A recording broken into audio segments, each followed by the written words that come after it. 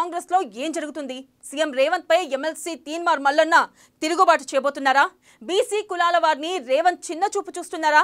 తీన్మార్ మల్లన్న చెప్పిన వినతిని రేవంత్ పట్టించుకోకపోవడంతోనే ఆగ్రహం కట్టలు తెంచుకుందా? త్వరలో ఆయన ఎమ్మెల్సీ పదవికి రాజీనామా చేయబోతున్నారా? బీసీ బిడ్డల సమావేశంలో మల్లన్న మాటలు దేనికి అర్థం? మల్లన్న వార్నింగ్ పై కాంగ్రెస్ నేతలు ఏమంటున్నారు?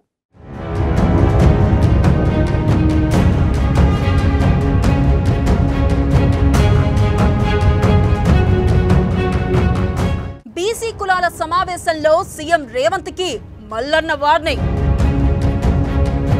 ఏజీ పదవులు బీసీలకు ఇవ్వాలన్నా ఇవ్వలేదని వెల్లడి. బీసీ కులాల అభ్యున్నతి కోసం దేనికైనా రెడీ అని వెల్లడి.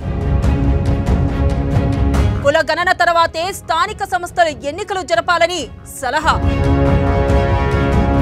బీసీలను విమర్శిస్తే రాష్ట్రం అగ్నిగుండం అవుతుందని హెచ్చరిక. మల్లన్న మాటలపై మండిపడుతున్న కాంగ్రెస్ శ్రేణులు.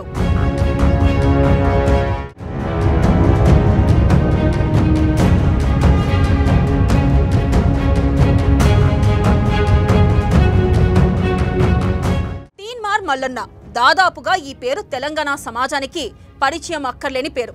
పల్లా రాజేశ్వర్ రెడ్డి రాజీనామాతో నల్గొండ, వరంగల్, ఖమ్మం జిల్లా పట్టభద్రుల ఎమ్మెల్సీ స్థానానికి ఉప ఎన్నిక వచ్చింది. ఎన్నికల్లో కాంగ్రెస్ బలపరిచిన అభ్యర్థి తీన్మార్ మల్లన్న, బీఆర్ఎస్ బలపరిచిన అభ్యర్థి ఆనుగుల రాకేష్ రెడ్డిపై విజయం సాధించారు. ఎమ్మెల్సీగా ఎన్నికైన తర్వాత పలుమార్లు ఆయన రేవంత్ రెడ్డిని కలిశారు. అయితే ఆ మధ్య ప్రభుత్వం advocate general, additional advocate general పదవులను భర్తీ చేసింది. ఆ పదవులు రెడ్డి సామాజిక వర్గానికి ఇచ్చింది. అయితే ఆ పదవులను బీసీ కులాల వారితో భర్తీ చేయాలని తీన్మార్ మల్లన్న రేవంత్ రెడ్డికి విజ్ఞప్తి చేశారట. అయితే ఆ విజ్ఞప్తిని రేవంత్ రెడ్డి తోసిపుచ్చారట. బీసీ కులాలకు ఆ పదవులు ఇచ్చేంత ఆసక్తి తనకు లేదని చెప్పారట రేవంత్.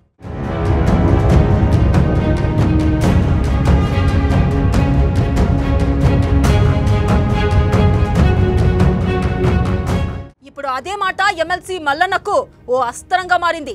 అదే విషయాన్ని బీసీ కులాల సమావేశంలో తీన్మార్ మల్లన్న రివీల్ చేశారు. ఇదెక్కడ అన్యాయం? Advocate general, additional advocate general పోస్టులను బీసీ కులాలతో భర్తీ చేయాలని కోరితే సీఎం పట్టించుకోలేదని, ఇలాంటి విధానం సరికాదని ఇండైరెక్ట్ గానే రేవంత్ కే మల్లన్న వార్నింగ్ ఇచ్చారు.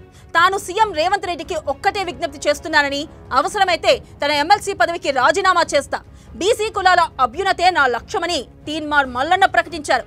బీసీల కులగణన చేపట్టిన తర్వాతే స్థానిక సంస్థలకు ఎన్నికలు నిర్వహించాలని మల్లన్న అన్నారు. బీసీలను విస్మరిస్తే రాష్ట్రం అగ్నిగుండం అవుతుందని హెచ్చరించారు. ప్రభుత్వం బీసీలకు సముచిత ప్రాధాన్యం ఇవ్వాలని కోరారు. లేకుంటే పెద్ద ఎత్తున ఆందోళనలు చేపడతామని హెచ్చరించారు. బీసీ సోదరులారా, ఇంకా మనం బిచ్చగాల లెక్క ఇప్పుడు తీన్మార్ మల్లన్నకు పదవి నేను చెప్తా ఉన్నా, ఇప్పుడు చెప్తా ఉన్నా, నాకు మంత్రి పదవి ఇచ్చినా తీసుకొని పో, నాకు బీసీలే ముఖ్యం, నాకు బీసీలే ముఖ్యం. కానీ నేను నా వ్యక్తిగత ప్రయోజనాలు ఆశించి కాదు ఇక్కడికి వచ్చింది. ఇది బీసీ సమాజం కోసం వచ్చిన, బీసీలను రాజ్యాధికారం వైపు తీసుకుపోవాలని వచ్చిన సోదరులారా. ఇవాళ చాలా విషయాలు ఉన్నాయి సోదరులారా. ఎంత పెద్ద కుట్ర అంటే, నేను పోయి ముఖ్యమంత్రి గారికి ఒక రిప్రజెంటేషన్ చేసిన. ఏమనంటే, sir advocate general, additional advocate general మా బీసీలో ఒక్కడు లేడు సార్, ఒక అవకాశం ఏంటంటే మనకిచ్చే ఇంట్రెస్ట్ లేదని చెప్పిండు సార్. మనకిచ్చే ఇంట్రెస్ట్ లేదన్నారు. దాని అర్థం ఏంది నాకు అర్థం కాలే. అంటే ఇద్దామనుకుంటుర్రా లేదా? బీసీలు చిన్న చూపా? బీసీల ఓట్లు కావాలి, బీసీలు పెట్టేటువంటి బిచ్చం కావాలి, కానీ బీసీలకు మాత్రం అవకాశాలు వద్దా? ఇదెక్కడ అన్యాయం? ఇదెక్కడ అన్యాయం? ముఖ్యమంత్రి రేవంత్ రెడ్డి గారికి నేను సూచన చేస్తున్నా, మేము అల్పులము, తక్కువ కులాలము, లేకపోతే కింది నిమ్న వర్గాలు అని పొరపాటున అంచనా వేయకండి. మేము గతంలో లాగా లేము. బీసీలము ఇవాళ చైతన్యవంతమైనము, ఇవాళ బీసీలమంతా ఒక్కటైనము. ఒక్కసారిగా తీన్మార్ మల్లన్న సీఎం రేవంత్ రెడ్డిపై సంచలన వ్యాఖ్యలు చేయడం ప్రాధాన్యం సంతరించుకుంది.